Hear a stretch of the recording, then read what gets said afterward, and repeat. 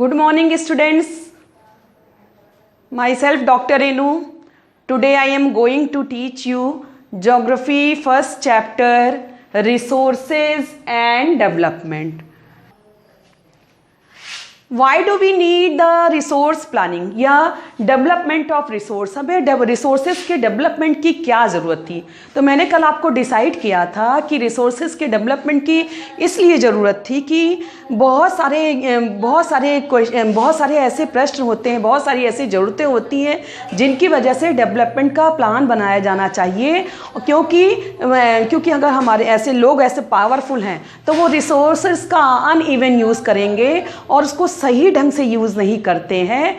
तो इससे क्या होता है कि हैव्स और हैव्स नॉट, सोसाइटी जो है टू पार्ट्स में डिवाइड हो जाती है, अमीर और गरीब की। इन दोनों पार्ट्स में डिवाइड हो जाने की वजह से क्या होता है कि रिसोर्सेज का सही ढंग से जुडिशली यूज़ नहीं हो पाता है। तो इसके लिए ये ज़रूरी है कि एक ऐसा रिसोर्स डेवलपमेंट प्लान बनाया जाए जिससे कि पूरे देश का सही रूप से विकास हो सके और देश आगे ग्रो कर सके। तो इसके लिए इस प्रॉब्लम को क्रिएट करने के लिए, इस प्रॉब्लम को सॉल्व करने के लिए हमारे पास एक सस्टेनेबल डेवलपमेंट की बात आती है। सस्टेनेबल डेवलपमेंट क्या होता है? Sustainable development sustainable economic development means development should take place without damaging the environment, and development in the present should not compromise with the needs of future generation. It means कि sustainable economic development, इसका मतलब है ये क्या होता है? सतत आर्थिक विकास। सस्टेनेबल का मतलब होता है सतत। सतत मीन्स कि जो लगातार बना रहे, जो लगातार चलता रहे, खत्म ना हो जाए। तो सस्टेनेबल या सतत आर्थिक विकास एक ऐसा विकास होता है जिसमें कि जो भावी आने वाली जो फ्यूचर जनरेशन्स हैं उनकी ज़रूरतों को प्रभावित किए बिना वर्तमान जो पीढ़ी है वो अपनी ज़रूरतों को पूरा करता रहे और इसके साथ ही साथ पर्यावरण को नुकसान पहुंचाए बिना।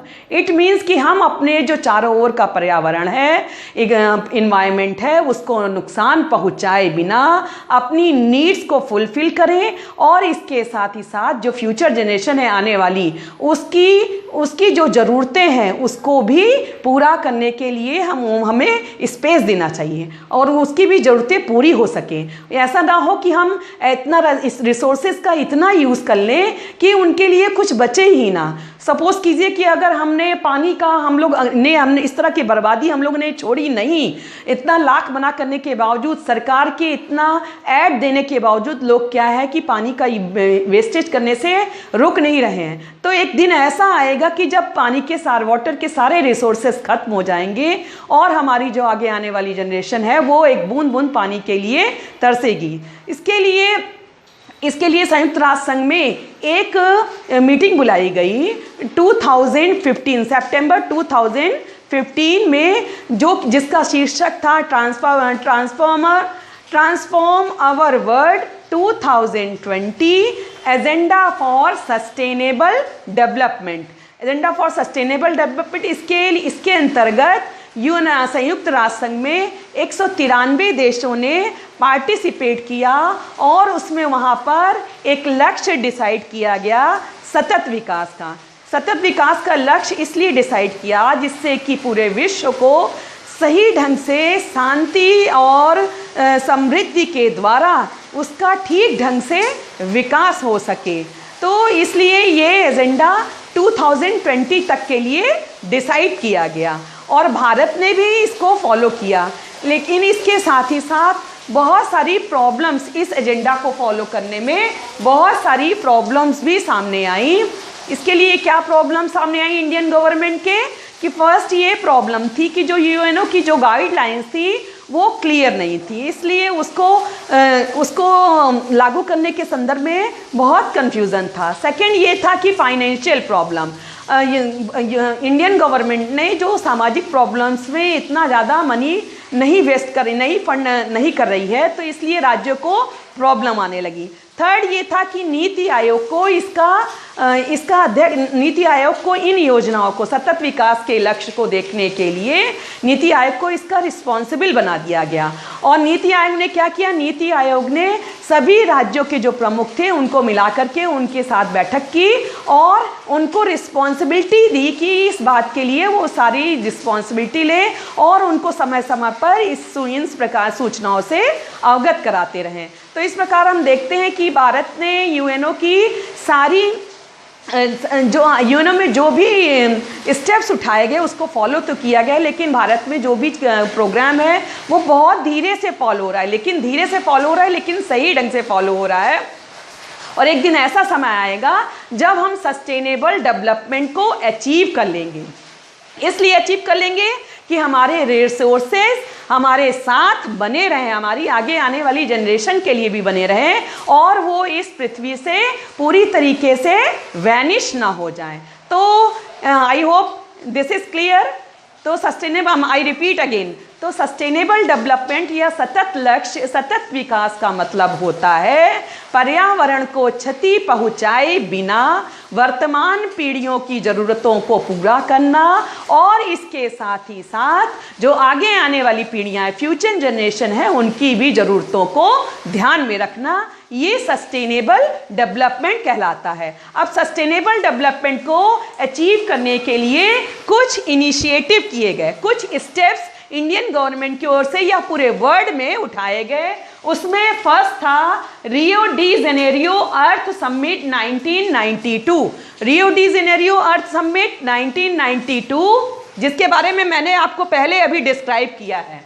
तो ये क्या था, ये पहला अर्थ समिट था, ये विश्व का पहला पृथ्वी सम्मेलन था, 1992 में हुआ, जिसमें कि विश्व के 193 देशों के प्रमुख ने इसमें पार्टिसिपेट किया।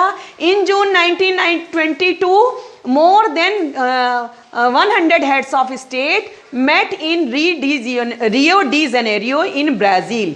सेकेंड, ये इंटरनेशनल अर्थ समिट था, ये अंतर्राष्ट्रीय अर्थ समिट था। Third, the summit was convened for addressing urgent problems of environmental protection and socio-economic development at the global level। It means कि ये जो समिट, ये जो बुलाई गई थी, ये जो आयोजन किया गया था, लोगों को देशों के प्रमुखों को बुलाया गया था, वो किस लिए बुलाया गया था कि विश्व के पर्यावरण की सुरक्षा को लेकर जो प्रॉब्लम्स थी, जो तुरंत तात्कालिक प्रॉब्लम्स थी, उनको समझने के लिए और इसके साथ ही साथ सामाजिक वैश्विक स्तर पर सामाजिक आर्थिक सोशियो इकोनॉमिक डेवलपमेंट को लेकर के उसकी समस्याओं को दूर करने के लिए ये सम्मेलन आयोजित किया गया था। फोर्थ था the Rio convention endorse the global forest principle and adopted agenda 21 for achieving sustainable development in 21st century. Fourth point ये था ये रियो डी जेनेरियो समिट का कि जो ये रियो डी जेनेरियो समिट आयोजित की गई थी, इसमें वैश्विक वन सिद्धांतों को जोर दिया गया और ग्लोबल फॉरेस्ट प्रिंसिपल पर जोर दिया गया और एजेंडा 21 को एडॉप्ट किया गया। एजेंडा 21 क्या है? एक फॉर्मूला है। एजेंडा 21 को एडॉप्ट किया गया। किस लिए एडॉप्ट किया गया एजेंडा 21 को? जिससे कि 21वीं शताब्दी में जो सतत विकास है या सस्टेनेबल डेवलपमेंट है उसको प्राप्त किया जा सके, उसको लाया जा सके। तो इस तरह हम देखते हैं कि रियो डी जेनेरियो में जो अर्थ समिट की गई थी उसके ये रिजल्ट निकले। उसका जो मेन रिजल्ट निकल के आया वो क्या था?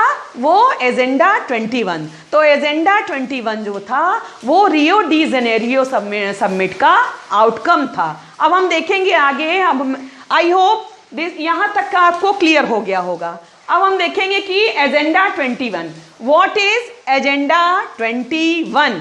मैंने बताया, आपको पहले ही डिस्क्राइब किया कि पूरे 1992 में पूरे वर्ल्ड के 193 कंट्रीज के हेड्स ने जो सम्मेलन किया उसमें वर्ल्ड के वर्ल्ड के सस्टेनेबल डेवलपमेंट को लेकर के बहुत सारी समस्याओं पर बातचीत की गई और कई निष्कर्ष निकाले गए। उन्हीं निष्कर्ष में एक था agenda 21। It is the declaration signed by world leaders in 1992 at the United Nations conference on environmental development. ये जो था, ये एजेंडा 21, ये एक घोषणा पत्र था। ये घोषणा पत्र किसके द्वारा साइन किया गया? वर्ल्ड लीडर्स के, विश्व के प्रमुख देशों के नेताओं के द्वारा 1992 में यूनाइटेड नेशंस की जो कॉन्फ्रेंस हुई थी उसमें साइन किया गया। किस, और वो कॉन्फ्रेंस किस चीज को लेकर के हुई थी? पर्यावरण और विकास को लेकर के हुई थी, इन्वायरमेंट और डेवलपमेंट को लेकर के हुई थी। इसका मुख्य एम क्या था? It aims at achieving global sustainable development. इसका मुख्य उद्देश्य था वैश्विक सतत विकास को प्राप्त करना। ग्लोबल सस्टेनेबल डेवलपमेंट मतलब कि वैश्विक स्तर पर पूरे विश्व में सतत विकास को प्राप्त करना इसका मेन टारगेट था। थर्ड था, it is an agenda to combat environmental damage, poverty and disease. ये जो एजेंडा था, एजेंडा 21, ये एक मिक्सचर था। कॉम्बैट होता है, कई चीजों को जब मिला करके किया जाता है कोई काम तो उसको बोलते हैं कॉम्बैट। तो कॉम्बैट था, ये मिक्सचर था। किन चीजों की से लड़ने के लिए था? Environmental damage. इन्वायरमेंटल डैमेज मतलब हमारे जो आसपास के पर्यावरण को नुकसान पहुंचाया जा रहा था, जो हम बहुत बड़ी बड़ी फैक्ट्रीज लगाते हैं उनके गंदे पोल्यूटेंट्स के द्वारा, रिवर्स को जो पोल्यूट करते हैं, जो गंदे जहरीले धुएं हमारी फैक्ट्रीज से निकलते हैं, और जो ग्रीन हाउस गैसेस है, इन सभी मुद्दों को लेकर के यूएनओ में कॉन्फ्रेंस की गई थी। और किस लिए? पॉवर्टी मीन्स गरीबी। विश्व में जो गरीबी है उसको कैसे हटाया जाए, उसके लिए क्या स्कीम्स लागू की जाए, और इसके साथ ही क्या था? डिजीज मीन्स बीमारियों से लड़ने के लिए भी ये, इन तीन चीजों के से लड़ने के लिए ये इन्वायरमेंटल कॉन्फ्रेंस यूएनओ में ऑर्गेनाइज की गई थी। बीमारी तो जय बीमारी के नाम से आप जान रहे हैं कि अभी कौन सी बीमारी चल रही है? कोविड चल रही है, जिससे पूरी दुनिया त्रस्त है। और पूरी दुनिया के साइंटिस्ट और पूरी दुनिया के लोग इस बात में लगे हुए, इस कोशिश में लगे हुए हैं कि किसी तरीके से इस बीमारी से हमको छुटकारा मिल जाए, ताकि हमारा देश या हमारा विश्व फिर से अपने सुचारू रूप से अपने दैनिक जीवन को, अपने विकास को हासिल कर पाए। नहीं तो जो 1992 में जो एजेंडा डिसाइड किया गया है, जो सतत लक्ष्य का, सतत विकास का, सस्टेनेबल डेवलपमेंट का, उसको हम अचीव नहीं कर पाएंगे।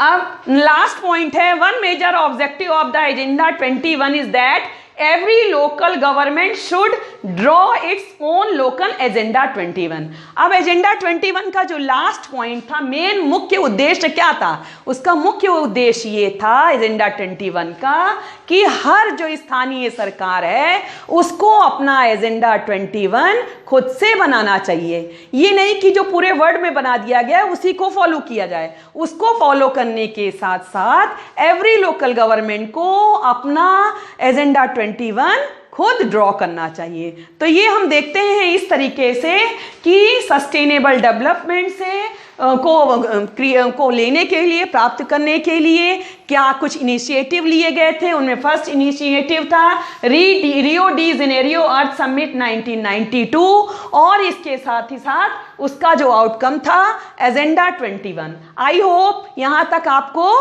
क्लियर हो गया होगा। If you want to take screenshot, you can take it. Now let's continue my topic. Next topic is resource planning. इसके पहले मैंने आपको डिस्क्राइब किया था सस्टेनेबल डेवलपमेंट। सस्टेनेबल डेवलप को अचीव करने के लिए बहुत सारे इनिशिएटिव लिए गए थे। उनमें से एक था Rio de Janeiro earth summit and agenda 21। अब नेक्स्ट टॉपिक है रिसोर्स प्लानिंग। अभी तक तो हम लोगों ने पढ़ लिया कि रिसोर्स होते कहाँ है, क्या है, और वो हमें कहाँ से मिलते हैं, उनका क्लासिफिकेशन क्या है, उनके लिए क्या क्या हमें प्लान, उनके लिए हम लोगों ने क्या, उनको अचीव करने के लिए क्या क्या और इवेंट ऑर्गेनाइज किए गए। अब नेक्स्ट है हमारा टॉपिक रिसोर्स प्लानिंग।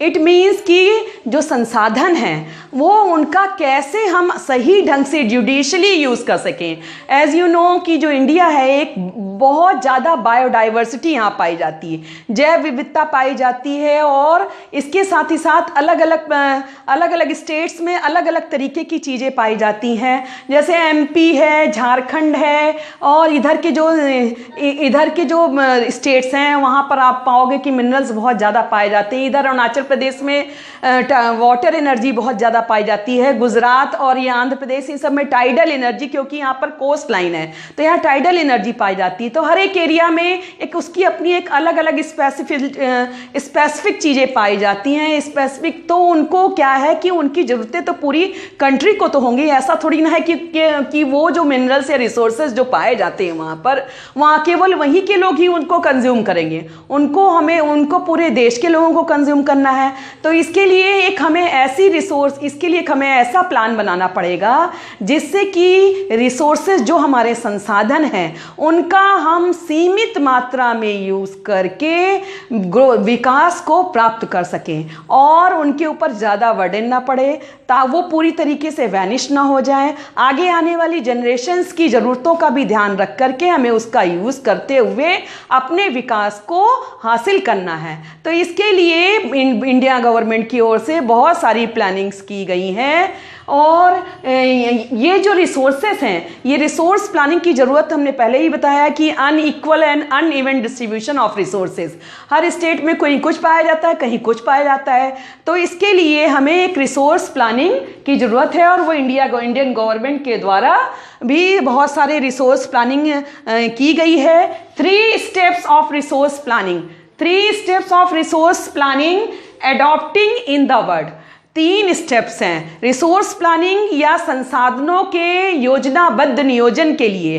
3 चरण पूरे वर्ल्ड में एडॉप्ट किए गए हैं। फर्स्ट है स्टेप आइडेंटिफाइंग रिसोर्सेज। आइडेंटिफाइंग कि जैसे वर्ड मीनिंग से आप समझते हैं, पहचानना, उनको आइडेंटिफाई करना कि संसाधन कहाँ पर है और वो किस मात्रा में है, कितने अमाउंट में है, ये हमको पता करना। ये सबसे पहला स्टेप यही होता है कि किसी भी संसाधन को पता करना कि वो कहाँ पर है। इसके लिए बहुत सारी टेक्निक्स यूज़ की जाती हैं और इंस्टीट्यूशंस गवर्नमेंट के द्वारा इस्टेब्लिश किए गए हैं। उनकी टीम्स जो है पूरे देश में घूम कर ये ऑब्जर्वेशन करती रहती है कि किस स्टेट में कहाँ पर कौन सा रिसोर्सेज पाया जा रहा है। उसके लिए बहुत सारी डिगिंग भी की जाती है और उसके लिए प्लान्स भी बनाए जाते हैं। नेक्स्ट स्टेप है evolving planning structure.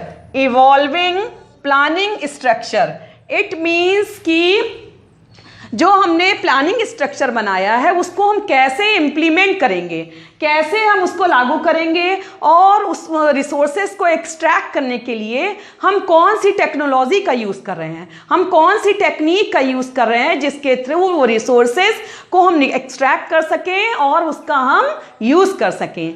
Third step है ओवरऑल डेवलपमेंट। इट मीन्स ऐसा डेवलपमेंट, ऐसा विकास जो कि पूरे देश के डेवलपमेंट प्लान के साथ मैच करता हो। Overall development include matching the development plans with nation development plans. ऐसा डेवलपमेंट प्लान या ऐसी विकास की योजना राज्यों के द्वारा बनाई जाए कि जिससे कि वो पूरे देश के संसाधनों के विकास का जो योजना बनाई गई है उससे मैच कर सके। सपोज कीजिए कि अब बिहार की गवर्नमेंट ने कोयले को एक्सट्रैक्ट करने के लिए कोई प्लानिंग बनाई है। अब उस प्लानिंग को ऐसी प्लानिंग बनाई है कि जो कि सेंट्रल गवर्नमेंट की प्लानिंग से मैच नहीं कर रही है। तो क्या होगा, इसके बहुत सारे लॉस भी हो जाएंगे। सेंट्रल गवर्नमेंट की ओर से उनको प्रॉपर फंड नहीं मिल पाएगा, प्रॉपर सपोर्ट नहीं मिल पाएगी। अगर वो ओवरऑल वो नेशन डेवलपमेंट प्लान के साथ मैच करता रहेगा उनका प्लान, तो इससे उनको बेनिफिट भी हो जाएगा और प्लस रिसोर्सेस को एक्सट्रैक्ट करने में भी ईजी हो जाएगा। तो यहाँ तक का क्लियर हो गया आपको कि रिसोर्स प्लानिंग की जरूरत इसलिए होती है कि रिसोर्सेज जो हैं वो स्कार्स हैं, अनइवन और अनइक्वली डिस्ट्रीब्यूटेड है पूरे देश में। तो इसके लिए हमें रिसोर्स प्लानिंग की जरूरत होती है और उसके लिए 3 स्टेप्स जो हैं पूरे वर्ल्ड में अडॉप्ट किए गए हैं। Identifying resources, evolving planning structure, overall development. I continue my